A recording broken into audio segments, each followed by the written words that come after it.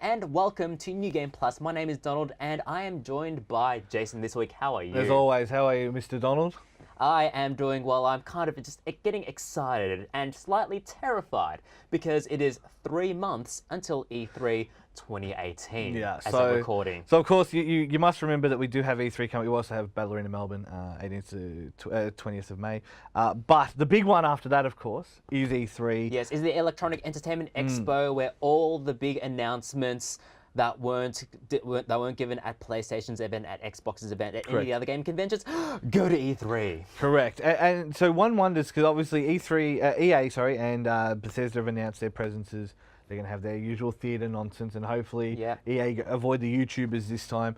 But their E3 may just be an hour of apologising for microtransactions and the loot box situation. The rumour at the moment, of course, has the next Battlefield as a World War II game with only cosmetic microtransactions. Yeah. I think if they did that, then it's a sign that perhaps we might have broken the camel's back a little bit. But there'll still be plenty of ways to I'm sure. get the loot box money from people. Oh, don't you worry. Skinner boxing works whether it's relevant or not to the actual game. That's not the point. But at least it doesn't actually stop your progression, and you're only actually taking advantage of the gambling addicts, in which apparently no one seems to care about. Although, what are you anticipating from Bethesda this year? I wonder whether they commit to, so obviously Fallout 4 was the last one, so the next RPG from Bethesda, if tradition follows, is another Elder Scrolls game. Yes. So one wonders whether they're going to make another Elder Scrolls game that's a specific region, or like the wider world, or whatever the case would be. Like, we can basically expect them to release a Morrowind HD remix. And right? that's look. I mean, I would buy a Morrowind HD remix as long as they hadn't dumbed it down like they had Skyrim. But or are we expecting Skyrim to Electric Boogaloo? Electric Boogaloo, yeah, and we need Todd out there selling us games. No, I think, I mean, the big thing to watch out for Bethesda is like all of their smaller companies, like Wolfenstein guys and id and all these kind of people. Wait, when did id become the small guys? I know, right? Yeah. You're right though. Like, their shooter divisions have done gangbusters with Wolfenstein, with Doom. Yeah. And of course, obviously, Dishonored is probably the other one that comes in there. Of course, yeah. Hopefully they really deliver again, because I think their smaller stuff is worth paying attention to. Fallout 4 was trash. It was, sorry. I don't know how else to say it, but yeah. But the reason we bring up E3 is simply because this episode is another episode full of Japanese games. Absolutely. I mean, this week we've got Final Fantasy 15 Royal Edition, the all-in-one package that also comes on PC. Yes. We've also got Yakuza 6. Yakuza 6. Hotly anticipated title amongst us in Game Plus. Metal Gear Survive. Me and Jeremy discussed the TPP for a while as well, so that's serious business. But as per usual, at the start of the year, it's all Japan all the time. Heaven or hell, let's rock. I was gonna say, you want to wipe off the smile on your face because you're looking way too enthusiastic no complaints, for this time of the year. No complaints. It's all for that financial year money, and I get it, but I no complain. Let's just get straight into the JRPG action, shall we?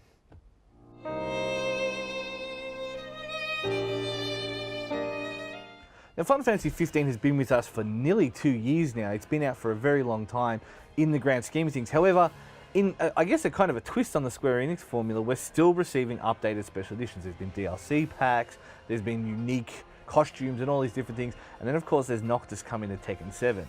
So they must be doing all right out of the game, because people keep buying it. And that's why Shaney's here to talk about Final Fantasy 15 Windows Edition. Indeed. And I think it's kind of interesting because they have changed a few elements of the game itself. Maybe not 100% worth re-picking up, that said yet, but I think that Windows Edition brings a lot of few elements that I think may have been good for 1.0, because I haven't actually touched it since 1.0. A lot of things have changed. So that is the question. So you've got people who play, like myself. Like, I played it first through when it first came out. We got it early. Yeah. I was playing it for review. Played a fair bit of it, got like right to the end, and I'm like, all right, cool. This is fine. I've had my fun with it. It nails its moments. I get what it's doing, but you can definitely tell that it wasn't complete. And like, it had a feeling even then of just not being 100% finished. Yeah. This seems to go beyond that more, like 150% completion. I wouldn't say 150% completion yet, because there's still story stuff missing. But I don't think they can actually just fix it without fully remaking the whole game. Blu-ray, Basically, They like. There's still elements that I feel like there are weaknesses story-based, because even when you do like make a movie basically as a prequel, and you're not telling most of that story in the game itself. Like, it feels weak in comparison. Even just like a dot hack. Dot hack actually had like previous story elements where it, you know, showed like a prequel. Done a kind good of job of expanding the universe, even like before and explaining events that occurred to like actually in the game.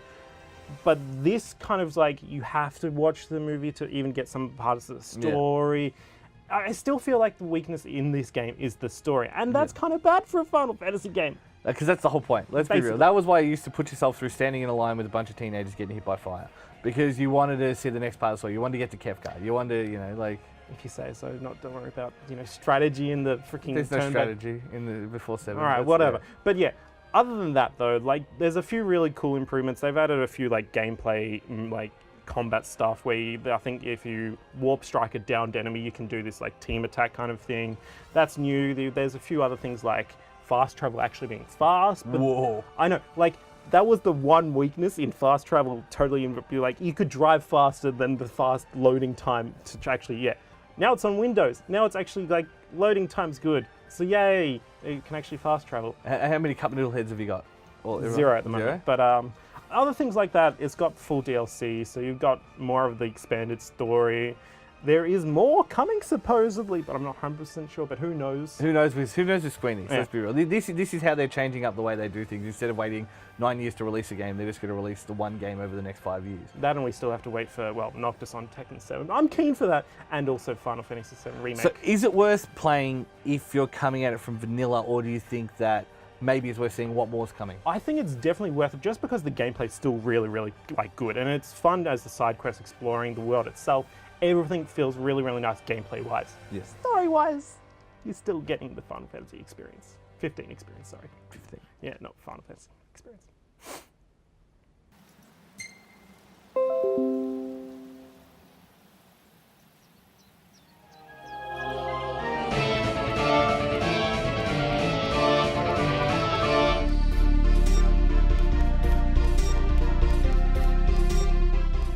Now, you may or may not have heard about the Trans-Pacific Partnership, or the TPP. It was a confusing subject a little while ago when Donald Trump pulled America out of it.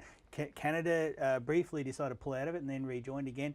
And a lot of people would have been wondering, well, it must be okay. I mean, you know, America don't want to be in it anymore. But what is the TPP? We're about to sign it. I think by the time you view this, we would have signed it in Australia. What exactly is it? And why should we be a little bit concerned about it as internet users and as gamers? Now, I'm joined by our resident social Jason Warrior.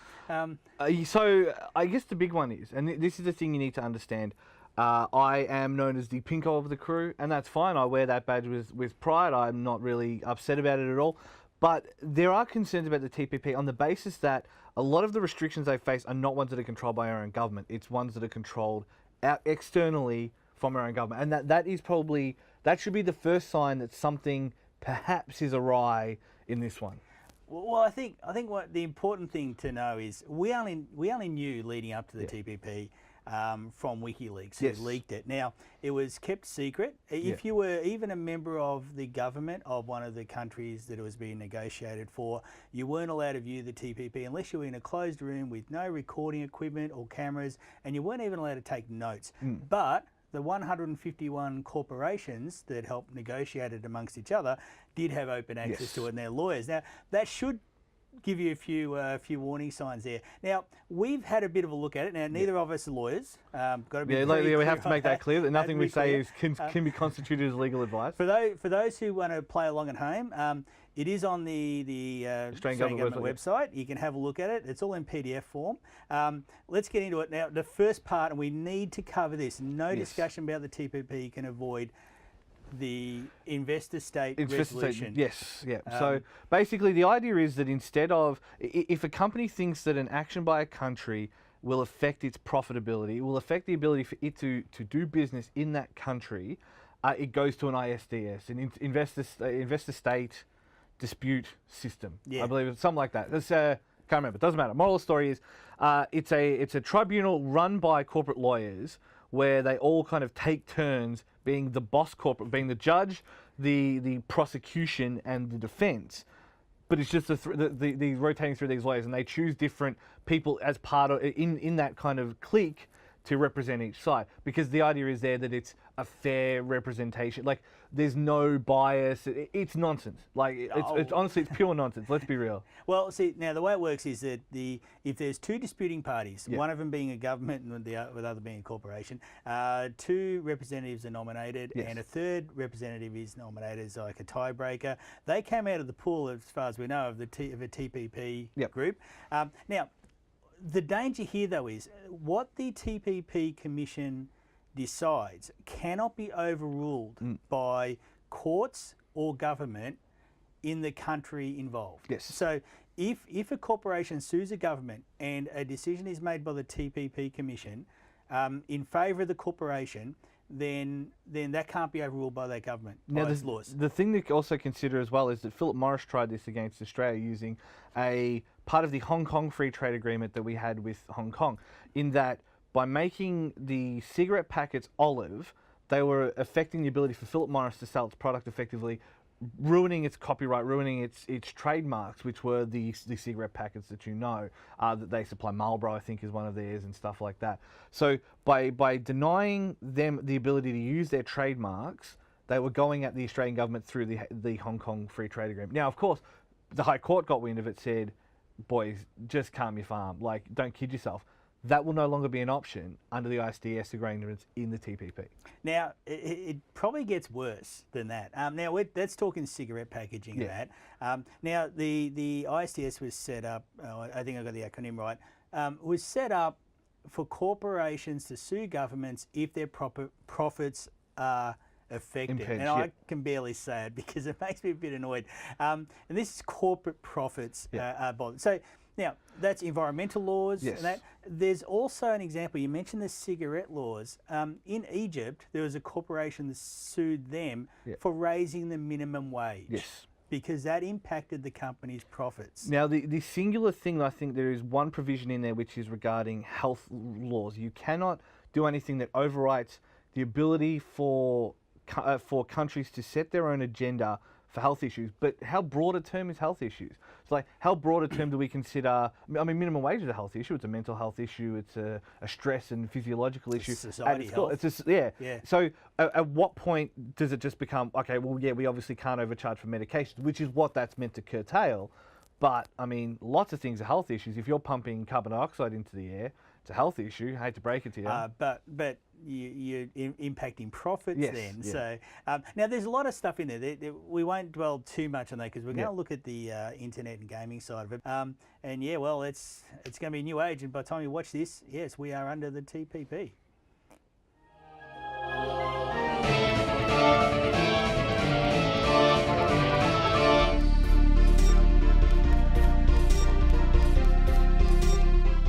Now, as we know, there's a lot of love for the inflatable pink ball that is Kirby in our crew. And normally I would stay straight up, oh yeah, I'm going to be here to cover a Kirby game.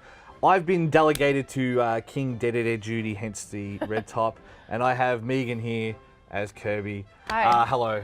Hi, I'm also appropriately dressed today for this review. Super excited about it. Kirby fan as well. Obviously, the greatest part about Kirby's always been, I mean, it's just a cool little concept. You know what I mean? Like, to me, Kirby's Very always wholesome. been. Well, at the same time, Kirby's also the most terrifying thing in the universe because he can literally eat a black hole or whatever. And absorb your powers. Yeah, and take who you are as a person and just spit you out. And that's you dead. Like, you don't exist anymore. Cool, well, review's finished now. Yeah. So now we've nicely. all like got across the point that Kirby's the strongest character in the Nintendo universe. Yes. So along with his Anne. insatiable appetite, we're back with the typical formula of King Dedede eating all the food, and now Kirby has to go on a wild adventure with all of his friends to solve the mystery. I mean, you're not playing it for story. Come on, like, No way. just calm down. Like, It's actually incredibly adorable, which is one of its biggest assets. Plus, the soundtrack will burn into your brain until you sleep at night, and all you can hear is the Kirby theme song. But that's okay. It must be said that like obviously the aesthetic nice because it is a Kirby game and it has that cool little cute style it always has. But the crispness of the resolution and even the menu transition stuff, it looks so nice. I'm really excited about that. It added a lot of value to me, looking really polished as well. But also the fact that now Kirby plays with three friends, so now you're a team of 4. and it's up to you. Playing as Kirby, you can actually play with multiplayer, so up to 4 friends at once using any Nintendo controller. Essentially, it's up to you to make friends along the way by giving them hearts and making them fall in love with you, so they'll follow you around. So the new power is throw a heart at them and like corrupt their soul or whatever and like take them over. So that's Kirby's.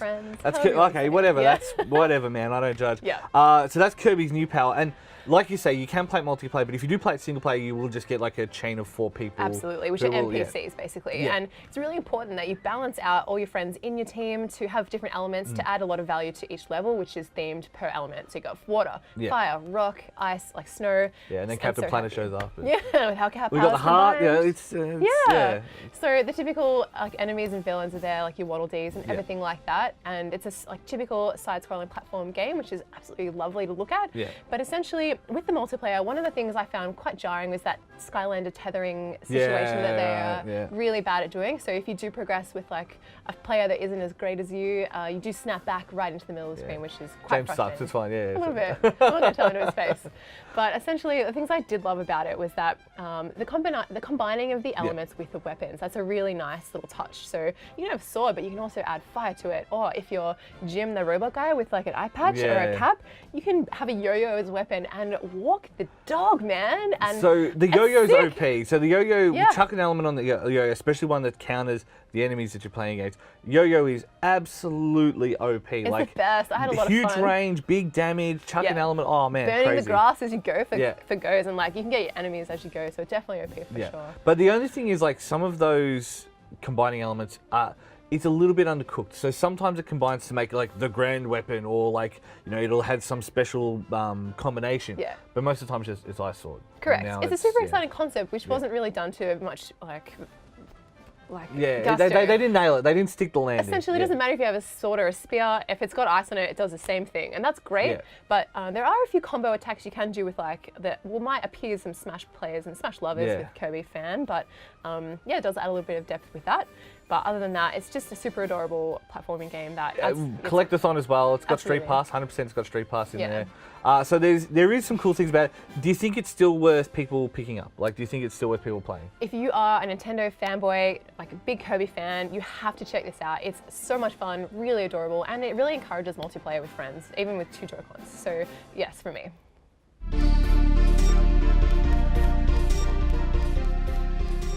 As the old saying goes, all good things must come to an end, and such is the case for the 6th canonical entry in a franchise I hold very dear to my heart, the Yakuza series. On all fronts, Yakuza VI, The Song of Life, serves as a pivot in many ways. It introduces a brand new game engine, and it's also built to serve as a torch passer as series mainstay Kazuma Kiryu hangs up his snakeskin shoes as a recurring playable character. Plot-wise, Yakuza VI kicks off right after the events of the previous game. To atone, Kiryu turns himself in and is jailed for 3 years.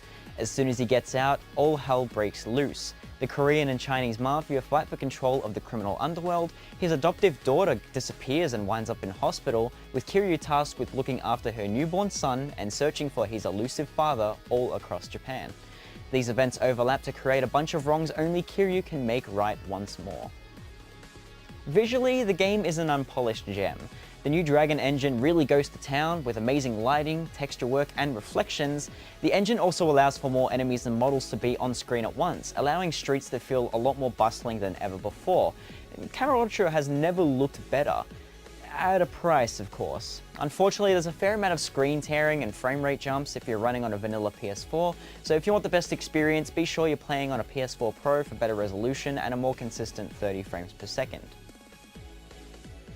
The gameplay is considered quite polarizing for fans new and old, as the new combat system may appear initially clunky and sluggish.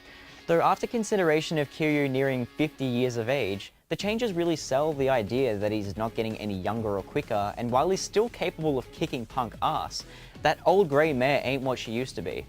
Outside of combat, it can be a mixed bag. While the Yakuza series has a penchant for small, albeit dense geographical maps to roam around, the 2 locations in the game can feel a little bare compared to previous titles in the series. The lack of things to do in Onomichi, Hiroshima works well aesthetically, as it's just a small fisherman's village off Hiroshima, but for the most part it fails to justify its existence outside the main plot. While there's still plenty to do in Kamurocho, key areas are blocked off like Purgatory and Park Boulevard, which generally house a lot of content like the Coliseum and plenty more. Speaking of which, there's significantly less amount of diversions in Yakuza 6, and depending on how you feel about side content, it may extremely disappoint you or satisfy you immensely. With that in mind, you're still in for a pretty satisfying 40 hours of content, and if I may draw a parallel to Yakuza 3, the story's far more focused and personal, even if it meanders around the final act. Though yes, I'm still in love with the brutal combat, the really sardonic sense of humor that trumps even the likes of Grand Theft Auto, and the stellar localization. Oh my god, like the Atlas team have done an amazing job here, with next to no translation inconsistencies and little footnotes within the game's loading screens to educate players on the nuances of modern and traditional Japanese culture, which is completely exclusive to the overseas version, so wonderful stuff. Admittedly, I was quite pessimistic about Yakuza 6, particularly after the Japanese release, and now that I've spent some time with it, I'm convinced it deserves its status as a diamond in the rough. Despite its shortcomings, a lot of it can be attributed to teething issues of changing to the Dragon engine, and in due time, with a bit of elbow grease, the efforts will pay off in subsequent installments. Yakuza 6 may have rocked the boat a little, but it's a decent bookend for Kiryu's adventures and signals a new vision for the series, a vision I'm looking very forward to seeing fully realized. I'm glad Matt's managed to get that out of his system because he has been just talking about this He has just been a bottled up little, just crazy with the Yakuza. And I get it. Like, I get the aesthetic and I get why it's so popular with its audience. It has that kind of, it's like Days of Our Lives. Honestly, it's Days of Our Lives for Japanese dudes. It's tacky, it's over the top. It's one of those Yakuza dramas on TV, but in video game form, with silly little callbacks and again, just really, really fun, but yet repetitive gameplay. And that sounds like it's a problem, but I think it does it better than nearly any series Not out to there. mention just the verisimilitude that it has just of like just depicting the Japanese scene. Like if you've ever been down a Japanese road with vending machines on one side and just whatever and like bicycles on the other, like this game basically depicts that. If you've been to Kabukicho, if you've been to Osaka, you know, if you've been to these places, and while they're obviously not one-to-one facsimiles, there is some embellishment taken. It feels like it's like you're being there. It's like Akiba Strip. Like same thing with Akiba Strip.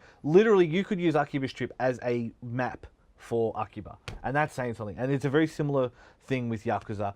But it's interesting to see that Kiryu is now like not the big boy anymore. So I don't know what they're going to do in his place, but it's about time. They'll have Kiryu's son, Biryu or something like that. Biryu, what is it, like Dragon Ball Z crossover or something? I was going for a Boruto joke there. See, right. I get Biryu's dad. Got it. Right. That's how we're referring to him. But it's also like interesting approach to like there's been like we covered basically 3 Japanese open world titles here, each approaching it in different directions. One like going complete verisimilitude, one filling its world with monsters and everything, and one being kind of crap. Yeah, well, like one being survival, because everything's a survival game nowadays. Fill the world with as many fences as you can. Correct. And that's, I mean, that's the attitude that takes us down a very dark path, Donald. Come on. Yeah, let's make a detour very quickly. And like, so like, plus also we're coming off the back of like 2017, which had one of the best open world games out there, Zelda Breath of the Wild. Yes, so it's also a very Japanese attitude to open world games. Again, it just seems to be the current game du jour, but that is probably enough for this week's episode. I think we need to keep going. We could go on a while. Like, could go on an open world adventure on open worlds. Don't do that. Fucking don't. Yeah, I'll end the episode now. So thank you for watching. If you want more New Game Plus content, visit our website at www.newgameplus.tv. Don't forget Facebook, YouTube, Twitch, Instagram at New Game Plus TV. Subscribe to all those channels and we'll be delivering streams and videos on a regular basis. And not to mention the TV show that you're watching right now. Until then, thank you very much for joining me, Jason. Thank you, Donald. And we'll see you next week.